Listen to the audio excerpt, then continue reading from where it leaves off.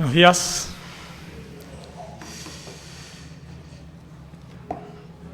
Siempre que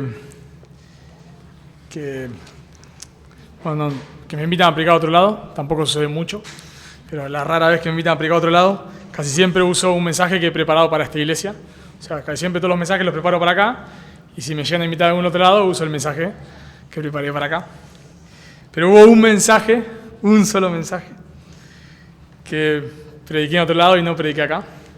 Y lo tenía ahí, y dije, bueno, en algún momento lo voy a predicar. Y bueno, lo dejé, y bueno, creo que antes de, si bien ya hemos arrancado con lo de dones el domingo pasado, y bueno, antes de meternos en la batalla ardua, en ese tema, capaz sería lindo poder hablar de otro tema, para luego retomar. Así que en esta ocasión vamos a hablar sobre el cielo. Apocalipsis, capítulo 21, por favor.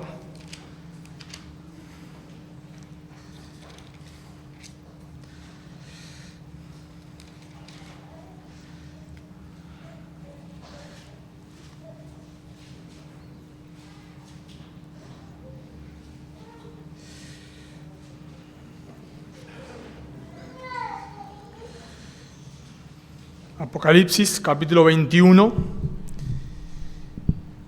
Y vamos a estar viendo del versículo 1 al versículo 8. Apocalipsis, capítulo 21, Apocalipsis, capítulo 21, versículos 1 al 8. Igual primero oramos, ¿les parece? Señor, te damos gracias por tu palabra. Queremos rogarte, venimos a ti, Señor, rogando por nuestras vidas, por nuestros corazones. Rogándote, Señor, que tú nos ayudes a estar atentos a tu voz, que tú quites en este momento toda distracción, que tú nos ayudes, por favor, a tener corazones sensibles a tu palabra. Pensando en el cielo, por favor, que tú nos animes con la esperanza del cielo, que tú nos ayudes en esta mañana a poder meditar en la verdad que nos espera a todos aquellos que hemos confiado en Cristo como nuestro único y suficiente Salvador. Por favor, que podamos meditar en la esperanza que tenemos. Y también te pedimos, Padre, que si hay alguien en medio nuestro que no te conoce, que tú le llames. Por favor, que tú le hagas ver su condición delante de ti y le hagas ver la necesidad que tiene de un Salvador y pueda ir a Cristo en arrepentimiento y fe. Te lo pedimos en el nombre de Jesús. Amén. Apocalipsis 21, leo de la versión Reina Valera. Dice la palabra de Dios: vi un cielo nuevo y una tierra nueva, porque el primer cielo y la primera tierra pasaron, y el mar ya no existía más. Y yo, Juan, vi la santa ciudad, la nueva Jerusalén, descender del cielo de Dios, dispuesta como una esposa ataviada para su marido. Y oí una gran voz del cielo que decía: he aquí el tabernáculo de Dios con los hombres. Y Él morará con ellos, y ellos serán su pueblo, y Dios mismo estará con ellos como su Dios. Enjugará Dios toda lágrima de los ojos de ellos, y ya no habrá muerte, ni habrá más llanto, ni clamor, ni dolor, porque las primeras cosas pasaron. Y el que estaba sentado en el trono dijo: he aquí, yo hago nuevas todas las cosas. Y me dijo: escribe, porque estas palabras son fieles y verdaderas. Y me dijo: hecho está, yo soy el alfa y la omega, el principio y el fin. Al que tuviere sed, yo le daré gratuitamente de la fuente del agua de la vida. El que venciere heredará todas estas cosas, y yo seré su Dios, y él será mi hijo. Pero los cobardes e incrédulos, los abominables y homicidas, los fornicarios y hechiceros, los idólatras y todos los mentirosos, tendrán su parte en el lago que arde con fuego y azufre, que es la muerte segunda. Dice un autor que escribe sobre el cielo que por lo general nosotros los creyentes no queremos ir mucho al cielo, dice. No, aunque parece paradójico, dice este autor, en realidad nosotros no queremos ir mucho al cielo. Nosotros en realidad no queremos ir al infierno, dice. O sea, muchas veces los cristianos pensamos que la mejor vida es esta, y como que, bueno, antes de estar en el infierno, bueno, prefiero estar en el cielo. Pero dice que en realidad nosotros no queremos ir mucho al cielo. Y tal vez esto sucede por la visión que nosotros tenemos muchas veces del cielo. Si yo te pregunto rápidamente qué pensás del cielo, qué se te viene a tu mente en un instante cuando pensás sobre el cielo, tal vez, por lo menos es lo que se me viene a la mente a mí, sin estudiar este pasaje, que voy a estar flotando en una nube, y todos vamos a estar flotando ahí en nubes, saltando de una nube a otra. Tal vez si leíste Apocalipsis capítulo 4, pensás que vamos a estar cantando y cantando y cantando y cantando y cantando así por toda la eternidad. Y si te gusta la música, bueno, es lindo, pero toda la eternidad cantando. Todo, o sea, por los siglos, cantando. ¿Y qué vamos a cantar? Bueno, eso es lo que a nosotros nos hace muchas veces no desear el cielo. Nos hace, claro, decir, bueno, está bien, claro, antes de estar quemándome en el infierno, prefiero estar cantando en una nube por toda la eternidad, ¿no? Claro que sí. Pero no, la verdad que si me das a elegir, pensamos muchas veces, si me das a elegir, yo me quedo acá. Bueno, por eso me gustaría hoy que podamos quitar ese pensamiento erróneo y nos hagamos la pregunta, ¿cómo será nuestro hogar eterno? ¿Cómo será nuestro hogar eterno? ¿Cómo será el cielo? Bueno, 4 verdades vamos a ver en este texto, 4 verdades sobre nuestro hogar eterno que nos motivarán a hacer tesoros en los cielos. 4 verdades sobre nuestro hogar eterno que nos motivarán a hacer tesoros en los cielos. Y la primera verdad que me gustaría que notemos en este texto, y que ya rompe con nuestra falsa ilusión que tenemos del cielo, es que el cielo será un lugar físico. El cielo será un lugar físico. Noten conmigo versículo 1, por favor. Vi un cielo nuevo y una tierra nueva, porque el primer cielo y la primer tierra pasaron y el mar ya no existía más. Cuando leemos el libro de Apocalipsis, como ya hemos dicho en alguna ocasión, nos va cargando bastante el corazón. Si generalmente a mí me pasa siempre lo mismo que leo el libro de Apocalipsis, hasta antes de llegar a estos capítulos es como que estás cargado emocionalmente, porque claro, hay muchísima muerte en el libro de Apocalipsis. Miles y miles de personas mueren. Leemos de catástrofes, leemos de guerras, leemos de hambruna, tal vez similar a lo que vemos hoy, pero mucho peor. Vemos en el libro de Apocalipsis, vemos una gran actividad satánica, Vemos al anticristo, de cierta manera, gobernando sobre este mundo. Vemos al falso profeta engañando a las personas a adorar a la bestia.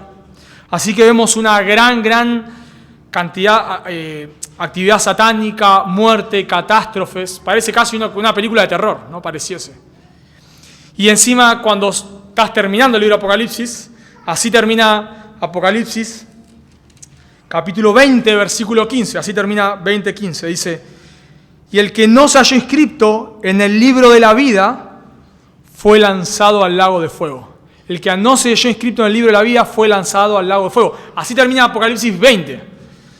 Y uno termina un poco cargado emocionalmente.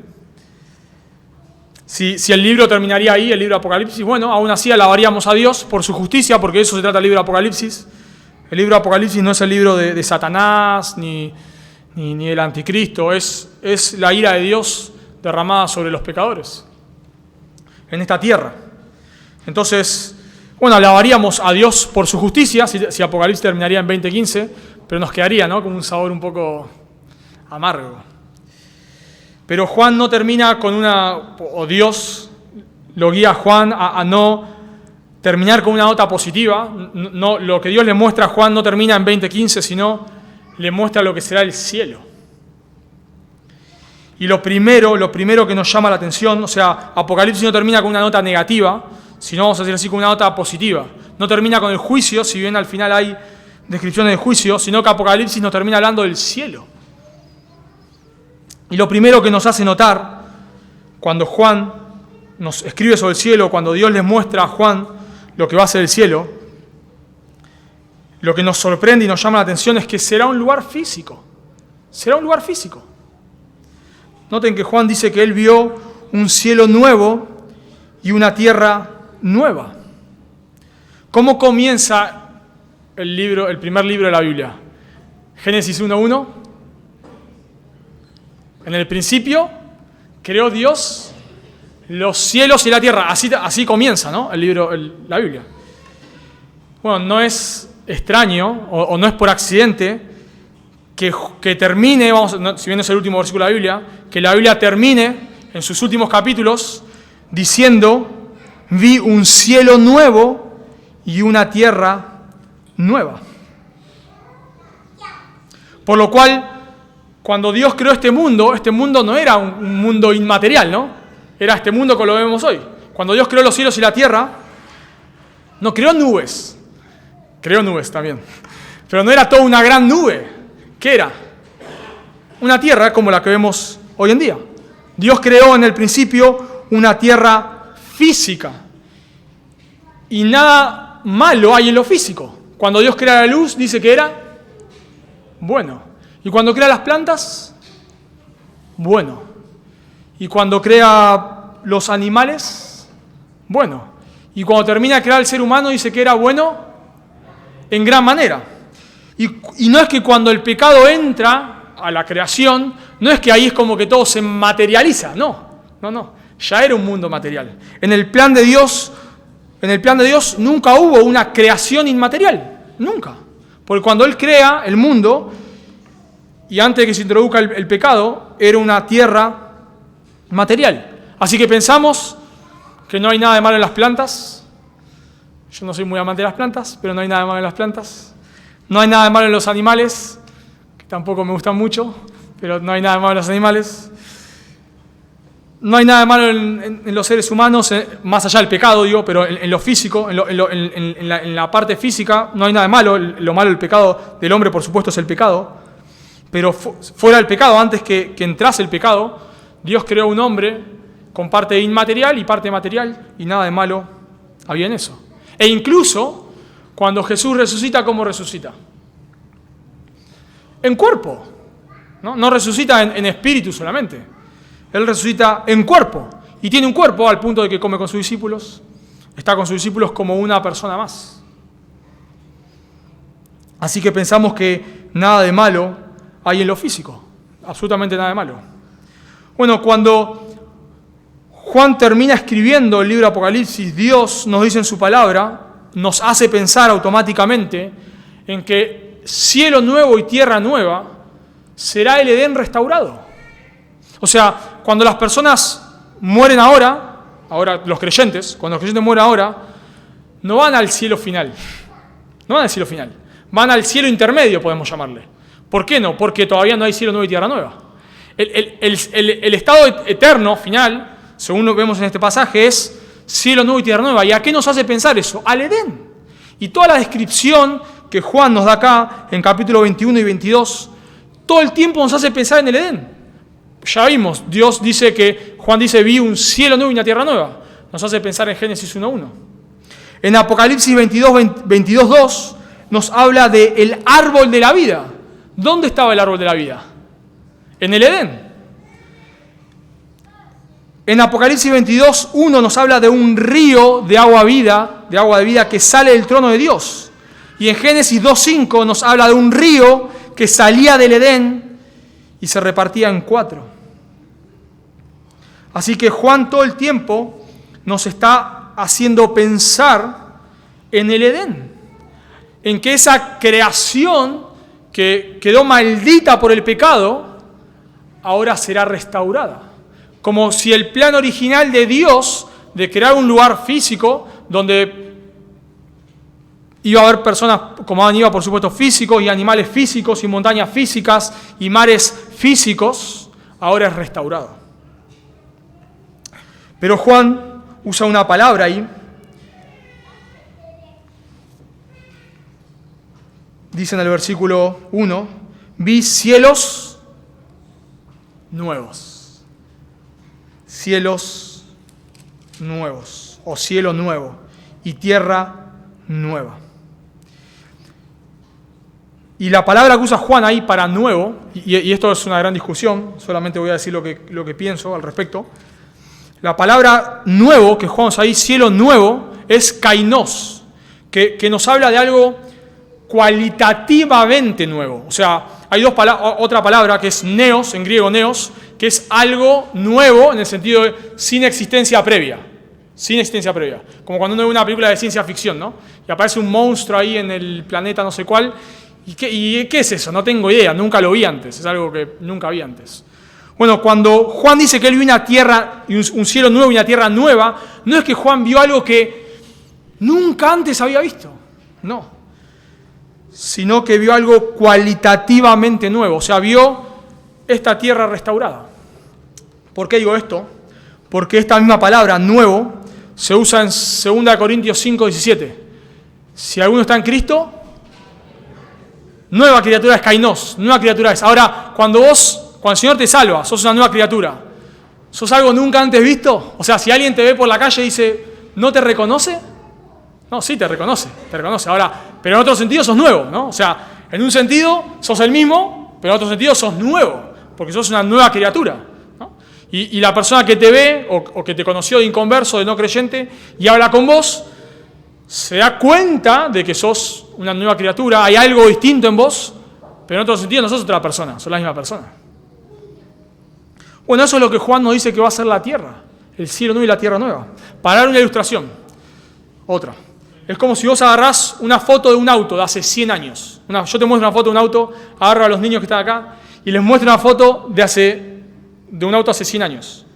Y no le digo que es un auto. Y le pregunto, ¿qué es esto? Me van a decir, un auto. Ahora, ¿es distinto a los autos que los nenes ven hoy en la calle? ¿Son distintos o no? Son distintos. Pero en otros sentidos son los mismos. Tienen ruedas, tienen un carruaje, tienen puertas, tienen ventanas. Son nuevos, pero en otro sentido son distintos. Bueno, eso es lo que nos dice Juan acá, cuando nos dice una tierra y un cielo nuevo. O sea, en un sentido va a ser nuevo, pero en otro sentido va a ser igual. Va a ser distinto en el sentido de que Juan nos dice que había río como de cristal, según capítulo 22, versículo 1. Bueno, yo nunca he visto un río como de cristal, no sé vos.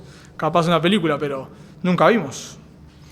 Vemos que las personas no se podrán casar, lo cual hoy sí, y en el Edén sí se podían casar. Pero en el cielo no se casarán, dice, no se casarán ni se darán en casamiento. Vemos que no habrá sol ni luna. Vemos que las medidas de la ciudad que después se describe son distintas. O sea que va a ser distinta en un sentido, pero en otro sentido va a ser igual a esta creación. Y ahí donde Juan dice, en el versículo 1, dice que el mar ya no existía más. Si bien el mar puede ser una referencia, pensando en esto de cualitativamente nuevo, puede ser una referencia que, bueno, en esta creación ya no va a haber mar, no va a estar el mar. Pero yo me inclino a pensar que el mar es una referencia a que el mal ya no va a entrar. ¿Por qué digo esto?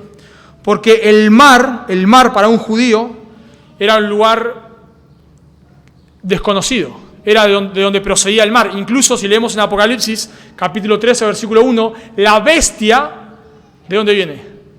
Del mar. Y en el versículo 4 nos dice que ya no habrá muerte, ni habrá más llanto, ni clamor, ni dolor. Y pensando que nada pecaminoso hay en el mar, pienso que cuando Juan dice que el mar ya no existía más, puede ser una referencia a que no haya mar, lo cual no sería un problema. Pero me inclino a pensar que Juan está usando la palabra mar de manera metafórica, hablando de que el mal ya no existía más. ¿Y por qué me inclino a pensar esto? Porque cuando nosotros leemos lo que pasa en el Edén, vemos que el mal se introduce, ¿no? En el Edén, ¿estamos de acuerdo? El mal se introduce, sí, estamos de acuerdo. Todos nosotros estamos de acuerdo en eso. Bien.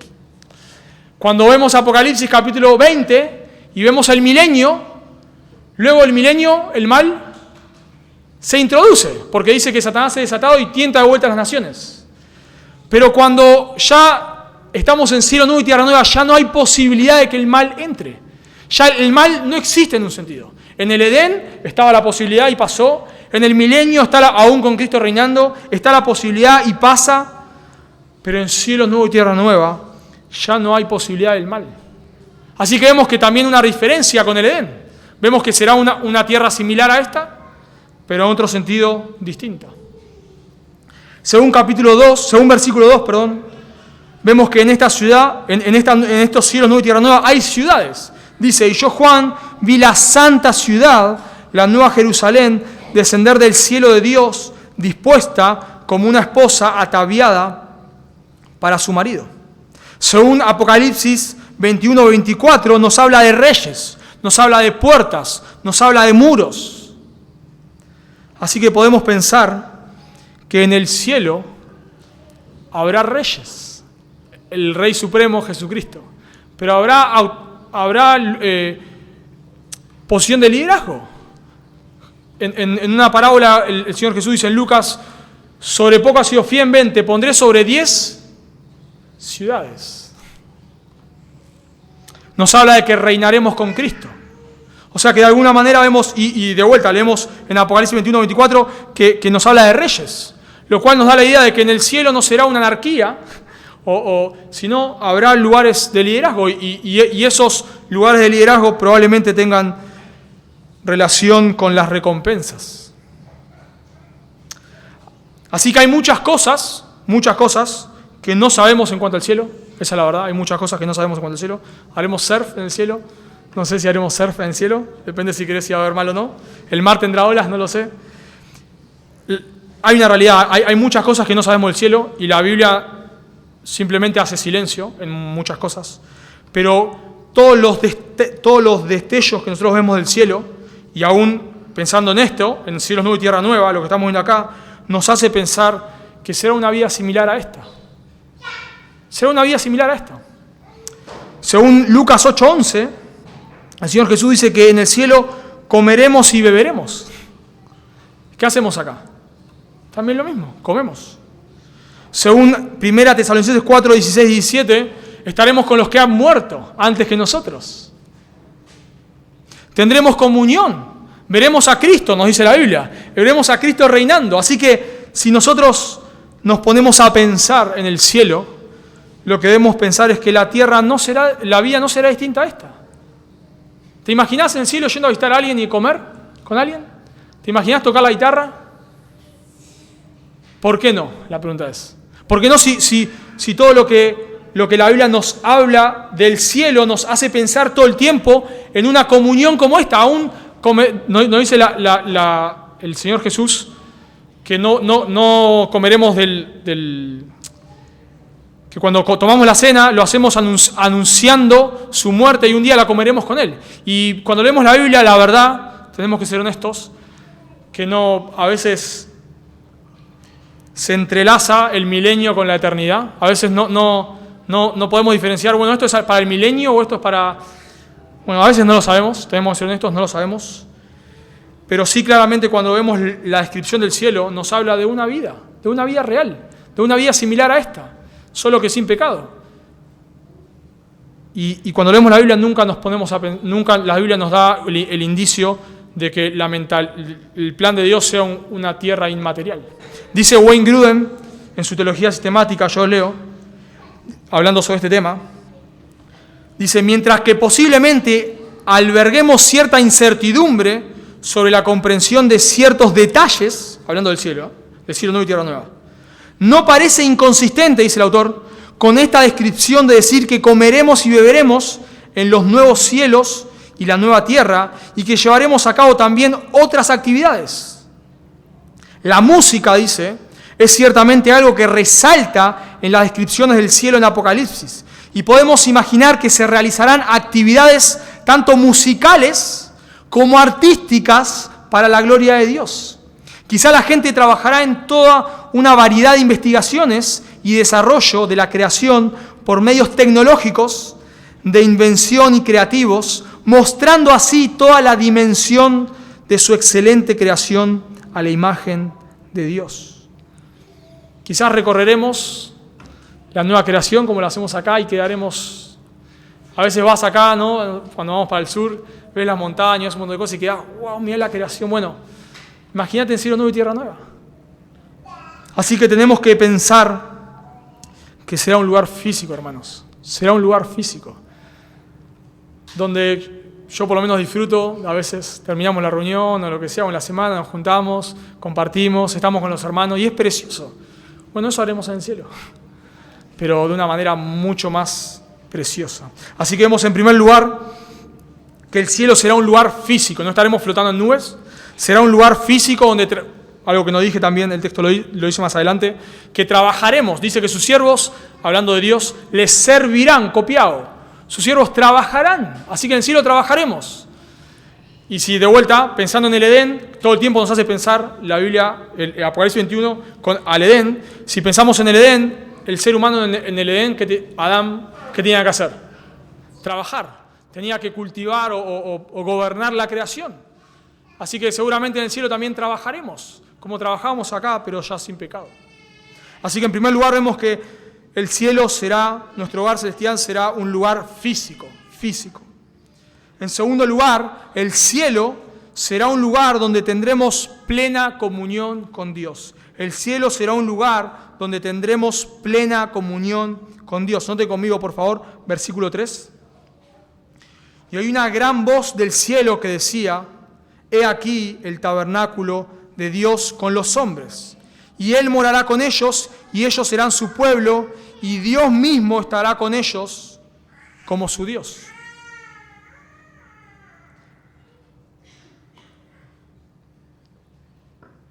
El centro del cielo será Dios. Dice acá que Dios morará, he aquí el tabernáculo de Dios con los hombres. El tabernáculo era lo que representaba la presencia de Dios. Cuando Juan dice en su Evangelio en 1.14, y dice, que hablando de Jesucristo, y habitó entre nosotros, esa palabra habitó entre nosotros, en realidad puso su tabernáculo entre nosotros. O sea que cuando Dios se humanó, puso su tabernáculo, moró en medio de su pueblo, de manera física, en el caso de Jesús. Y ahora cuando Juan nos describe el cielo, nos dice que Dios mismo estará con ellos. He aquí el tabernáculo de Dios con los hombres. Y la expresión he aquí es una expresión de asombro. Como wow, es una interjección se llama. Wow, increíble, miren. Dios morando en medio de su pueblo, wow. Eso es asombroso. Pero lo hará de manera física. Hoy nosotros luchamos con nuestra comunión con Dios. Todos nosotros luchamos con nuestra comunión con Dios. Luchamos con leer la Biblia, luchamos con orar. Estamos enfocados, de momentos nos desenfocamos. Estamos luchando y por fe, ¿no? Nadie ve acá a Dios físicamente. Andamos por fe, dice la Biblia, no por vista. Pero en el cielo ya no andaremos por fe. Andaremos por vista. Pensá por un momento que los discípulos estuvieron con Jesús. Realmente. ¿Se dieron cuenta? Así como hablamos vos y yo, ellos hablaron con Jesús y estuvieron con Él, de manera física. Y cuando Juan nos habla del cielo, ahora nos dice que Dios pondrá su tabernáculo en medio de su pueblo. O sea que Dios estará en medio de su pueblo y eso es precioso. La realidad es que si nosotros al cielo le sacamos a Dios, deja de ser el cielo. Lo que nos dice Apocalipsis es precioso, las calles de oro, las puertas de perla, realmente es precioso. Yo me imagino que, de vuelta, cielos nuevos, no será distinto a esta creación, pero seguramente si vemos montañas que nos dejan asombrados, las montañas del cielo serán más lindas. Y si vemos ríos que nos dejan asombrados, los ríos del cielo serán más lindos. Y la tierra será mucho más linda. Pero lo más precioso es que Dios estará en medio de su pueblo. Si Dios no está en el cielo, no es cielo. No es cielo. Y me gustaría darte una ilustración. No sé si alguna vez te habrá pasado, pero que fuiste a una iglesia y entender el concepto de iglesia como lo entiende el mundo, pues me dirás, bueno, pero eso no es una iglesia. Bueno, pero entender como el concepto de iglesia que todos tienen. Si alguna vez fuiste a una iglesia con un edificio precioso, realmente precioso, sillas, no de plástico como tenemos acá, sino de cine, casi que de cine, ¿no? Y luces y un escenario increíble y, no sé, el audio, el sistema de audio de miles de dólares, una iglesia, pero wow, vos te quedás bellísima, muy linda, pero que no se predica la palabra. ¿Te quedás? ¿Te quedás? No, no te importa. Te regalo la luz, el equipo de música, te lo regalo, no me importa, no importa. Si sos un creyente, vos querés estar en un lugar donde se predique la palabra, porque donde no se predica la palabra, Dios no está, eso está claro. Donde no se predica la palabra, Dios no está. Bueno, imagínate lo que sería el cielo si fuese hermoso, pero Dios no estaría. No sería cielo. O sea, si nosotros no quisimos estar en una iglesia, en un edificio, digamos, el edificio no es la iglesia, ya sé, pero entiéndase la ilustración. Si no nos gustaría estar en una iglesia hermosa que no se predica la palabra, ¿cómo nos gustaría estar en un cielo donde no está Dios? ¿Cómo? Imposible. Lo más precioso del cielo, hermanos, es que tendremos comunión con Dios de una manera perfecta. Y a veces nosotros tenemos en esta tierra destellos de eso, ¿no? Hermoso. A mí solo se me vienen a la mente los retiros. Acá todavía no hemos tenido ninguno, pero cuando estás en un retiro y estás, no sé, 4 o 5 días, todo con hermanos, parece el cielo, ¿no? Estás ahí todo con hermanos y todo el tiempo hablas del Señor y escuchar la palabra, no sé, 300 veces por día y todo es muy espontáneo, ¿no? Y capaz alguno estás compartiendo con un hermano y dice, bueno, nos vamos a orar por esto que me estás contando un ratito y te vas a orar y no sé, y hermanos ahí tocando la guitarra y cantando, alabando, todo de manera espontánea y es precioso, ¿no? Y como que vemos un destello del cielo, pero después nos desenfocamos. Volvemos al trabajo, volvemos a la vida real, bajamos a la tierra. Bueno, eso en el cielo no pasará, no nos vamos a desenfocar. Y si bien hoy nosotros luchamos con nuestra comunión con Dios, en el cielo nuestra comunión con Dios será íntima, será preciosa, porque noten el énfasis que hace Juan en esto, en el versículo 4. Dice, enjugará Dios, no es que Dios mandará a un ángel, no, enjugará Dios como que Él mismo lo va a hacer, toda lágrima de los ojos de ellos. Y ya no habrá muerte, ni habrá más llanto, ni clamor, ni dolor, porque las primeras cosas pasaron. O sea, Juan describe como que ya no es un hermano que nos consuela. ¿Se dieron cuenta? Ya no es una predicación, es Dios mismo. Dios mismo consolándonos, porque nuestra comunión con Dios será íntima. Noten en el versículo 3. Y Él morará con ellos, estará Él con ellos. Y ellos serán su pueblo y, noten ahí, de vuelta al versículo 3. Y Dios mismo, ¿se dan cuenta del énfasis? Dios, nuestra comunión con Dios en el cielo será plena, precioso. Ya no lucharemos, ya no leeremos nuestra Biblia y nos sentiremos fríos, ya eso no pasará. Ya nos vamos a luchar en el cielo con nuestra comunión con Dios. Lo más precioso del cielo es que nuestra comunión con Dios será plena. Y yo me imagino lo que habrá sido para los discípulos estar con Jesús. Habrá sido algo increíble, ¿no? Cuando lo vimos solo un poquito el domingo pasado, en el monte de la Transfiguración, como un destello de la gloria de Dios, de Jesús en su segunda venida. ¿Y qué le dice Pedro? Señor, ¿quiere que hagamos acá 3 enramadas? Nos quedamos acá a vivir. Yo de acá no me quiero ir. Yo no me quiero ir de acá. Bueno, ya en el cielo no nos tendremos que ir a ningún lado. Nuestra comunión con Dios será preciosa. Pero hay un detalle acá importante, o una inferencia que podemos sacar importante del texto. Y es que si Dios no es atractivo para vos hoy, no lo será en el cielo. Si Dios no es atractivo para vos hoy, no lo será en el cielo. O sea, el centro del cielo será Dios, eso es lo más precioso del cielo, que Dios estará en medio de su pueblo.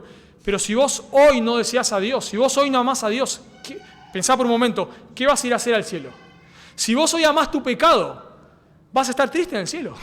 No vas a entrar, claro, pero entiendan la metáfora. Vas a estar triste, porque el pecado que vos amás no va a estar en el cielo. Entonces, ¿qué vas a ir a hacer al cielo? Si vos hoy no querés estar con Dios, hoy no te importa Dios, ¿qué vas a ir a hacer al cielo? Porque en el cielo está Dios. Y lo precioso del cielo es que Dios estará con nosotros. Si para vos hoy tu trabajo, tu estudio, el pecado, las cosas materiales son más importantes que Dios, ¿qué vas a ir a hacer al cielo? ¿Qué vas a ir a hacer? Para vos el cielo no va a tener atractivo, ningún atractivo. Porque el atractivo más precioso del cielo es que está Dios. Juan no dice, y he aquí puertas de oro, no dice eso. Describe las puertas de oro. Pero cuando usa la expresión he aquí, dice, he aquí el tabernáculo de Dios con los hombres. Lo precioso del cielo, lo asombroso, es que Dios estará en medio nuestro. Cito de vuelta a Wayne Grudem.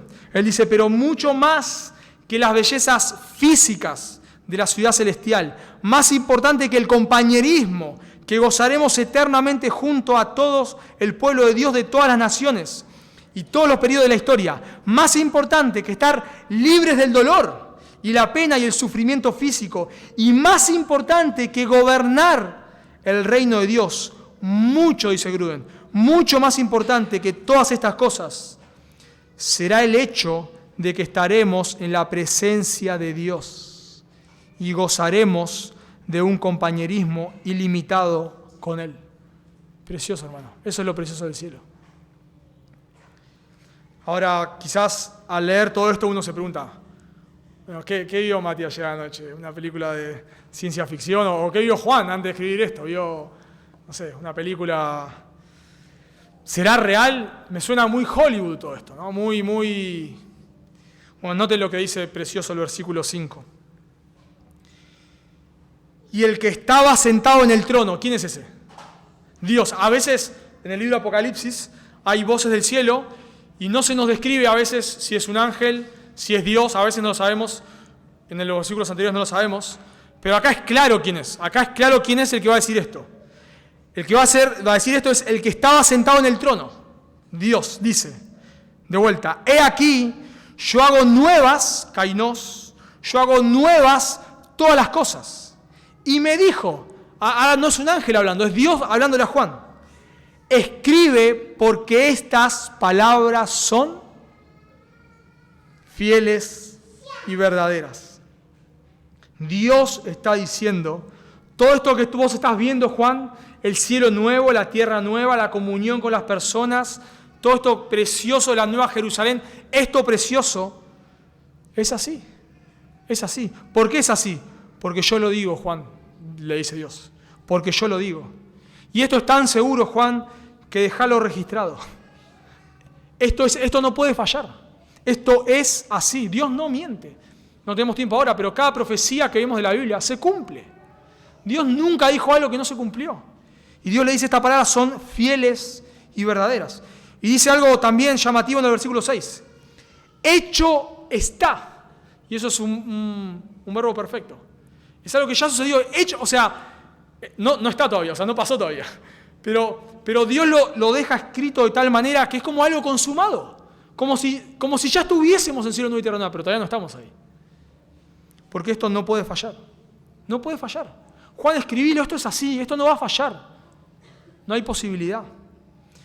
Y por si esto no nos cierra todavía, o no es suficiente énfasis, dice, yo soy el alfa y la omega, el principio y el fin.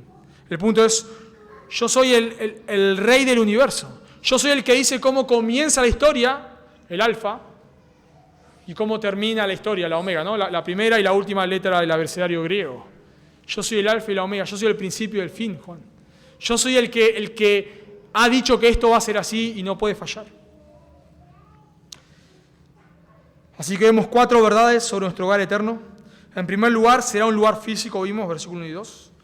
En segundo lugar, será un lugar donde tendremos plena comunión con Dios, versículos 3 al 6. En tercer lugar, el cielo será un lugar donde solo los creyentes entrarán.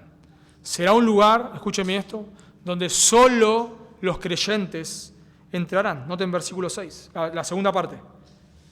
Al que tuviere sed, yo le daré gratuitamente de la fuente del agua de la vida. El Señor en medio, y esto es precioso, en medio de la descripción del cielo, en medio de describir lo que va a ser cielo nuevo y tierra nueva, el Señor mismo, Dios mismo, hace una invitación a la salvación.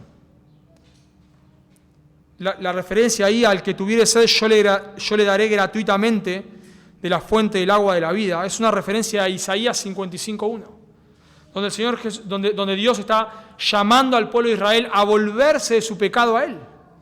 Esta misma expresión es la que Jesús le dice a la mujer samaritana. Si supieras quién te dice dame de beber, tú me pedirías a mí y yo te daría agua de vida. Lo mismo dice en Juan 7:37, en el último día de la fiesta, Jesús se paró y dijo, si alguno tuviere sed, beba, venga a mí y beba. Y en Apocalipsis, noten versículo 22, Apocalipsis 22, 17, dice, y el Espíritu y la esposa, que es la iglesia, dicen, ven. Y el que oye diga, ven. Y el que tiene sed, venga. Y el que quiera tome del agua de la vida gratuitamente. mente. Dios está, en un sentido, diciendo, bueno, tengan cuidado porque no todos entran. No todos entran. Ya lo vamos a ver en el último punto, pero cuando está escribiendo el cielo está diciendo, si vos tenés sed, la idea de tener sed es la idea de alguien que está sediento de Dios, esa es la idea. De alguien que se da cuenta que por su pecado no entra al cielo. Si vos estás viendo esta descripción del cielo y te das cuenta que no entrás, que vos no amás a Dios, que vos amás tu pecado, si vos estás viviendo para el pecado, Dios te da una oportunidad. Tomá del agua de la vida. Arrepentite de tus pecados y cree en Jesús. Si vos te das cuenta que por tu pecado no entras al cielo, Dios ya casi que, vamos a decir así, cerrando su libro, imagínense, no eran libros en ese momento, eran rollos, pero cerrando su libro, imagínate, cerrando, hasta el último segundo te está dando una oportunidad. Hasta el último segundo, vení, arrepentite, cree en Jesús, arrepentite, cree en mi Hijo, cree lo que hizo en la cruz hasta el último momento. Porque el día que mueras, si no te arrepentís, no entras al cielo. Vas a ser, según Apocalipsis 20:15, lanzado al lago de fuego. Pero noten que esta agua, y es precioso el ofrecimiento, es gratuita. Es gratuita. No es que ahora nosotros vemos la descripción del cielo y decimos, yo quiero ir ahí, bueno, me voy a poner las pilas. Voy a tratar de hacer buenas obras. Las obras no te salvan. No podés. No es que ahora tenés que flagelarte, tenés que, orar sobre maíz, caminar hasta Luján. No. Tenés que ir a Cristo en arrepentimiento y fe. Solo los creyentes, solo aquellos que se dan cuenta que no tienen a Dios, que son enemigos de Dios, se dan cuenta de su condición y tienen sed de Dios y van a Cristo en arrepentimiento y fe, solo ellos entran. Pero noten lo que dice en el versículo 7. En el 6, vamos a decir así, le habla a los no creyentes, a los que están viendo esto y se dan cuenta que no entran. Dios le dice, el que viene a mí, yo le daré gratuitamente. El que cree en mi Hijo va a tener vida eterna. Pero ahora Juan le habla a los creyentes, noten el versículo 7. El que venciere, heredará todas las cosas, todo lo que acabo de escribir. Y yo seré su Dios, y él será mi Hijo. En el versículo 6 Juan le habla, vamos a decir, a los no creyentes, invitándolos a la salvación. En el versículo 7 Dios le está hablando a los creyentes para que perseveren. Cuando usa la expresión ahí, el que venciere, no es que vos tenés que vos podés perder tu salvación, ¿no? Entonces, vos tenés que vencer y guardar tu salvación porque si no la vas a perder, no, de ninguna manera. Sino el que venciere es una referencia al que ha creído en Cristo, pero apuntado desde la responsabilidad humana. Lo voy a explicar de esta manera. Vos podés ver la perseverancia de los santos de dos maneras. Desde la perspectiva divina, los creyentes van a terminar en el cielo, no hay posibilidad. Nada nos puede separar del amor de Dios, desde la perspectiva divina. Y desde la perspectiva humana, el creyente persevera. ¿Por qué persevera? Bueno, porque la salvación no se puede perder. Pero desde la perspectiva humana, Dios nos exhorta a perseverar. Pero el que persevera es un creyente. Por eso el que venciere es un creyente. ¿Por qué digo esto? Nosotros leemos en Romanos 8:37 la misma expresión. Yo se lo leo, Romanos 8:37, dice, antes, en todas estas cosas, somos más que vencedores, dice Pablo. Somos más que vencedores. ¿Por qué somos vencedores? ¿Cómo vencemos? Dice el texto. Por medio de aquel que nos amó. ¿Quién es ese? Jesús. Entonces, nosotros somos más que vencedores por Jesús. Y noten la conclusión del texto. Romanos 8:38. Por lo cual, dado que somos vencedores en Cristo, dado que somos vencedores porque hemos creído en Cristo, estoy seguro de que ni la muerte, ni la vida, ni ángeles, ni principados, ni potestades, ni lo presente, ni lo porvenir, ni lo alto, ni lo profundo, ni ninguna otra cosa creada, nos podrá separar del amor de Dios que es en Cristo Jesús, Señor nuestro. O sea, dado que somos vencedores en Cristo, nada nos puede separar del amor de Dios. No podemos perder la salvación, por supuesto. Pero entonces, ¿por qué Juan dice al que venciere? Porque lo está expresando de la perspectiva humana. Y por eso la Biblia nos exhorta una y otra vez a perseverar. Porque Dios nos persevera, ya lo hemos dicho muchas veces, pero uno de los medios por los cuales Dios nos persevera es por medio de las advertencias. Por eso leemos el libro de Hebreos y hay una y otra vez advertencias. El Señor Jesús le dice a sus discípulos en Juan capítulo 15, permaneced en mí. Pero ¿a quién le está hablando Jesús ahí? A los apóstoles. ¿Estaba Judas? No. Ya Judas sale en Juan 13, sale a entregarlo. A los discípulos. ¿Y por qué les dice a sus discípulos, es un imperativo, un mandamiento, permaneced en mí? ¿Por qué? Diría, bueno, pero Jesús, yo ya no puedo perder la salvación. Claro que no puedes perder la salvación. Pero una de las maneras por las cuales Dios nos preserva es por medio de sus advertencias. Y así termina cada carta de Apocalipsis, capítulo 2 y capítulo 3, con una promesa. Al que venciere, al que venciere, al que venciere, al que venciere. No porque la salvación se pueda perder, sino porque estas exhortaciones nos hacen a nosotros, los creyentes, que a veces nos vemos tentados a volvernos a nuestra antigua vida. Esta exhortación nos hace que como que nos hace reaccionar y nos hace que nos volvamos al Señor. Dice un comentarista, Bale, que escribe sobre el libro Apocalipsis, el propósito de este versículo y de todo, capítulo 21 hasta 22:5, es animar al verdadero cristiano a perseverar en las dificultades para heredar la plenitud de las bendiciones de Dios. Metamos Apocalipsis en su contexto. Personas en el último tiempo serán perseguidas, martirizadas. Ya yo me imagino, si nosotros estuviésemos viviendo en ese tiempo, o si hoy viviríamos en países donde se matan a los cristianos, nos preguntaríamos, ¿vale la pena esto? ¿Vale la pena tanto sufrimiento? Cuando leemos el libro de Apocalipsis nos damos cuenta que miles de creyentes mueren, no 1, 2, 3, 4, miles de creyentes. Uno se pregunta, ¿vale la pena? Tal vez algunos creyentes les mataron a sus hijos por causa de su fe. Y nos preguntaremos, ¿vale la pena? ¿Vale la pena? Tal vez un cónyuge que te está haciendo la vida imposible, que solo te haría la vida más fácil si abandonás al Señor. Un jefe que te presiona por ser cristianos, compañero de tu colegio que te presiona por ser creyente. Y uno en momentos de persecución se pregunta, ¿vale la pena? ¿Vale la pena? ¿Realmente vale la pena todo esto?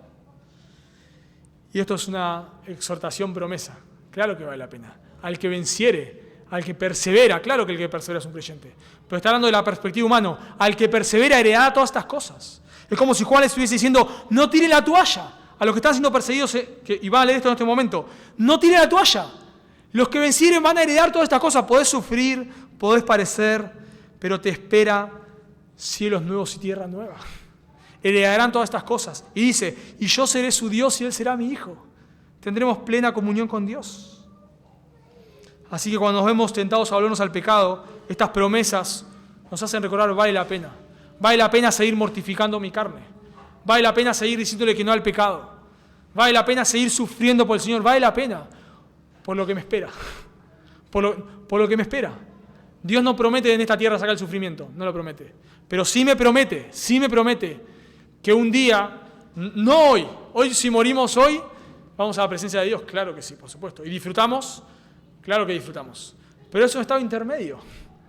Eso es un estado intermedio. Porque el cielo final va a ser un lugar con cuerpos resucitados. Y la persona que muere ahora va a la presencia del Señor, pero su espíritu va a la presencia del Señor, no su cuerpo va a la tumba. Pero un día, según 1 Tesalonicenses capítulo 4, todos los muertos en Cristo resucitarán. Entonces lo que nos espera, hermanos, es cielos nuevos y tierra nueva. Vemos, en primer lugar, que el cielo será un lugar físico. En segundo lugar, que será un lugar donde tendremos plena comunión con Dios. En tercer lugar, será un lugar donde solo los creyentes entrarán. Y la cuarta y última verdad, el cielo será un lugar donde los que practican el pecado no entrarán. El cielo será un lugar donde los que practican el pecado no entrarán. Noten versículo 8. Pero los cobardes e incrédulos, los abominables y homicidas, los fornicarios y hechiceros, los idólatras y todos los mentirosos tendrán su parte en el lago que arde con fuego y azufre, que es la muerte segunda. Y nuevamente, Señor, haz una exhortación a la salvación, pero por otro lado, haz una advertencia a la condenación. La salvación es por gracia mediante la fe, pero hay personas que pueden estar engañadas pensando que van a ir al cielo y no terminarán en el cielo. Ser miembro de una iglesia no nos salva. No nos salva ser miembro de una iglesia. No nos salva rodearnos de creyentes. No nos salva rodearnos de creyentes. No nos salva usar lenguaje de creyentes. No nos salva. Sino solo la fe en Jesús. Solo la fe en Jesús. La salvación solo por gracia mediante la fe. Pero la fe que salva produce fruto. Y eso lo vemos en toda la Biblia, hermanos. La fe sin fruto no es fe. Santiago le dice, bueno, a ver, vos decís que tenés fe, ok, buenísimo. Mostrame tu fe con tus obras. Dice, mostrame tu fe sin tus obras. Yo te mostraré mi fe por mis obras. No es que me voy a ganar la salvación por obras, no. Sino que las obras evidencian. Y eso dice Efesios 2, 8 y 9, que somos salvos por gracia mediante la fe, no por obras, muy claro, no por obras para que nadie se gloríe, pero somos hechura suya, nueva criatura, creados en Cristo Jesús para unas obras. La Biblia nunca separa las... Hay una frase que se dice, somos salvos solo por la fe, pero la fe que salva no está sola, ¿no? Esa frase es muy conocida. La fe que salva, la fe, no somos salvos por obras de ninguna manera, solo por fe, solo por gracia mediante la fe, pero la fe que salva produce buenas obras. Y la Biblia es muy clara, que los que practican el pecado no son creyentes. Dice 1 Juan 3:8, el que practica el pecado es del diablo, porque el diablo peca desde el principio. Y ahora Juan, en el versículo 8, da una... O sea, noten que en el versículo 7 está hablando de quiénes van a ir al cielo. Los creyentes, los que perseveran, los que toman gratuitamente el agua de la vida. Pero en el versículo 8 hay un contraste, ¿se dieron cuenta? Con un pero. Ese pero contrasta con lo que acaba de decir. No todos entran, pero. Y da una lista de pecados. Por supuesto, la lista de pecados que da no es exhaustiva. Juan no nombra a todos los pecados. O sea, no es que solo estos pecados te excluyen del cielo, ¿no? No es que solo estos pecados. Entonces, acá no habla de ladrones, creo, ¿no? No habla de ladrones. Así que bueno, los ladrones pueden entrar tranquilos al cielo. No habla de, qué sé yo, no sé. X pecado. Entonces eso no. Lo que describe Juan acá son pecados relacionados al libro de Apocalipsis. Todos estos pecados están relacionados al libro de Apocalipsis. Noten que Juan habla primero de los cobardes. ¿Quiénes son los cobardes? Bueno, los cobardes son los que en medio de la persecución que describe en Apocalipsis se vuelven atrás. Son los que según Mateo 13:21, cuando vienen las dificultades, se apartan. No eran creyentes. Pero, ¿por qué decimos que son los que practican el pecado? Bueno, porque Pedro negó al Señor. Sí, claro, Pedro negó al Señor. Pero Pedro no practicó el pecado. Pedro negó al Señor. ¿Está escrito en la Biblia eso? Claramente sí. Él se arrepintió, pero ¿cómo termina su vida Pedro? Nos dice la tradición. Muriendo crucificado boca abajo, porque decía que no era digno de ser crucificado como Señor. O sea, Pedro no vivió negando al Señor. Lo negó una vez, se arrepintió, se volvió al Señor y él terminó muriendo por el Señor. Aún en el libro de los Hechos lo azotan, lo amenazan, lo que sea, y al tipo no le importa nada. Predica, no hay manera de callarlo. Entonces Pedro pecó, claro, pero no practicó el pecado. Pero los cobardes, no los que en un momento niegan al Señor y luego se arrepienten, sino los cobardes que en medio de la persecución se apartan de Dios, no entran. Los incrédulos son los que no creen en Cristo, los que no creen en el Mesías. Vemos de vuelta que la salvación es por gracia mediante la fe. Los que rechazan al Mesías, los que no han puesto su fe en Cristo, no entran. Dice los abominables. Abominables ahí se refiere a los que hacen cosas que a Dios le produce repulsión. Esta misma palabra se usa en Apocalipsis 17:4 para describir a la gran ramera. Podemos pensar tal vez en actos inmorales, pero extremos, como se nos habla en Romanos 1, 26, 27. ¿Cómo estamos viviendo hoy en día, no? La perversión sexual, pero a un extremo ya que vemos noticias, cosas, nos enteramos que nos dejan asombrados. Bueno, Dios dice, esas personas no entrarán. Si no se arrepienten y creen en Jesús, y si se arrepienten y creen en Jesús, van a dejar de practicar la abominación. Pero si no se arrepienten y no creen en Jesús, no entran. Los asesinos, por supuesto, una referencia a todos los que persiguieron a los creyentes y mataron a los creyentes, no entran. Tal vez para nosotros eso no tiene mucha importancia, pero en ese contexto, y en contexto hoy donde la iglesia es perseguida y los creyentes son asesinados, Juan les anima a perseverar. Dios un día va a juzgar a esas personas. Dice también el texto, los inmorales, aquellos que están abrazados a la inmoralidad sexual, no entran. Los que dicen que aman a Dios, pero viven en inmoralidad sexual, no entran. Hebreos 13:4 dice que a los fornicarios y adúlteros los juzgará Dios. Cuando a veces hoy entra alguien en una iglesia, vive en inmoralidad sexual, le dice, no pasa nada, eso ya está, eso era para otro tiempo.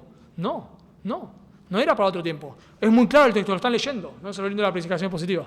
Lo están viendo en sus Biblias. Los inmorales no entran si no se arrepienten. Si se arrepienten, si toman gratuitamente el agua de la vida, entran. Si no se arrepienten, no entran. No te engañes. Si vos estás viviendo en inmoralidad sexual, no te engañes. Es una evidencia de que no sos un creyente. Los hechiceros, nuevamente, en el libro de Apocalipsis vemos mucha hechicería, mucha falsa religión. No sé, podemos pensar en los curanderos, los que tiran las cartas. Aún podemos pensar en iglesias, ¿no? Lamentablemente hoy en día, donde entras y se parece más a un culto pagano que a una iglesia. No entran. Los que te venden el manto de los milagros y la piedrita de la sanidad y el agua del no sé qué. ¿Qué es eso? Hechicería. No entran. Esas personas no entran. En vez de, no sé, rezarle a Gauchito Gil, le rezan a la piedrita del no sé qué. No entran. Muy claro, no entran. Y en relación con los hechiceros, los idólatras, aquellos que adoran ídolos, en ese momento probablemente estatuas, como se ve en el libro de Apocalipsis, que adoran a la estatua, a la imagen del anticristo. Hoy podemos pensar en cualquier idolatría. El que adora el dinero, el que adora el trabajo, el que adora a su pareja, el que adora lo que sea. El idólatra no entra. Los mentirosos, y esto es muy fuerte. Los mentirosos. ¿Por qué es muy fuerte? Porque de vuelta acá los mentirosos no están en el sentido de que, che, ¿esto te salió 10 pesos? No, me salió 8. Ah, me mentiste, ¿no? No está hablando de eso, sino cuando nosotros nos metemos en el libro de Apocalipsis, los mentirosos, lo que está haciendo referencia es a los falsos maestros. A los falsos maestros. ¿Quién es el padre de mentiras? Satanás. Y en el libro de Apocalipsis, ¿quién es el que está engañando a las personas? Satanás, el anticristo, el falso maestro. Así que el mentiroso acá es aquel que está engañando y desviando a las personas de la verdad. Y quizás, por supuesto, esto nos hace pensar muchísimo en las iglesias de hoy. Muchísimo. Personas que predican una falsa doctrina, que predican un falso evangelio, que son mentirosos, que tuercen la Biblia, que le prometen a las personas cosas que la Biblia no dice, que le dicen cosas para sacarle su dinero. Son mentirosos. No, la Biblia no enseña eso. Son mentirosos, que están desviando a las personas de la verdad. Juan dice que esas personas no entran. No importa si se paran detrás de un púlpito, no importa si hablan de Dios, entre comillas, no importa si se hacen llamar pastor o como se hagan llamar, no importa. Si son mentirosos, si están predicando un falso evangelio, el texto es claro. No entran. Por eso si vos te das cuenta que estás en esta lista, o en otra, de vuelta a la lista no es exhaustiva, esta lista está en representación a lo que sucede en Apocalipsis, podemos hablar de otros pecados, pero si vos te das cuenta que vos practicás el pecado, tengo una mala y una buena noticia. La mala es que hoy estás bajo condenación. La mala es que si vos morís hoy en esta condición, lo que te espera es el infierno, es el lago de fuego, lo que describe en Apocalipsis 20. Pero la buena es que si vos hoy te arrepentís de tus pecados y pones tu fe solo en Jesús, Dios te regala la vida eterna. Y para nosotros los creyentes, Esta descripción del cielo nos tiene que motivar a vivir para lo eterno. Nos tiene que dejar de estar tan abrazados a esta vida. Tan abrazados como que lo mejor que me puede pasar es, no sé, tener tal cosa en esta tierra. Hermano, lo que vas a tener en el cielo es mucho mejor. Si hoy tienes una casa linda, en el cielo tendrás una mucho mejor. Si hoy tienes un auto lindo, en el cielo tendrás uno, no sé si habrá autos, pero uno mucho mejor. Si tenés una guitarra linda, en el cielo tendrás una mejor, no sé. Solo termino con esta cita de Randy Alcorn, hablándonos del cielo. Él comienza así su libro sobre el cielo. Dice, pensando en el cielo. Así que miré por la ventana, dice él. Y por favor, preste atención. O cierre los ojos e imagínese el lugar más hermoso que ha visto, adornado con palmeras, ríos torrentosos, montañas escarpadas, cataratas o ventisqueros. Salga a caminar, hable con un amigo, use las habilidades que le ha dado Dios para pintar, dibujar, construir un cobertizo o escribir un libro. Pero imagíneselo en su totalidad, en su condición original. El perro feliz que mueve la cola, las flores que no se marchitan, piensen en eso en el cielo, las flores que no se marchitan, el césped que no muere, el cielo azul sin contaminación, la gente sonriendo y feliz y no enojada y deprimida. Piense en los amigos o en los miembros de su familia que amaron a Jesús y que están ahora con Él. Imagíneselos con usted, caminando juntos en ese lugar. Todos ustedes tienen cuerpos poderosos, más fuertes que los de un atleta que compite en un decatlón olímpico. Usted está riendo, disfrutando, hablando y recordando. Usted levanta su brazo y recoge una manzana o una naranja de un árbol. Le da un mordisco y es tan dulce que se sorprende. Nunca había probado algo tan delicioso. Entonces ve a alguien, se le acerca. Es Jesús, con una amplia sonrisa en el rostro. Usted cae de rodillas en adoración. Él lo hace levantar y le da un abrazo. Al final está usted con la persona para la cual fue hecho Dios. En el lugar para el cual fue hecho cielo nuevo y tierra nueva. En todos los lugares a los que vaya habrá personas nuevas y lugares para los que disfrute, cosas nuevas que descubrir. ¿Qué es lo que produce ese olor? Dice, un banquete. Un poco más adelante, una fiesta. Y ha sido invitado a ella. Hay cosas que explorar en el cielo y trabajo que hacer. Y usted no puede esperar para comenzar. Esa debería ser la imagen que tenemos del cielo. Oramos. Señor, te damos gracias por la esperanza preciosa que tenemos.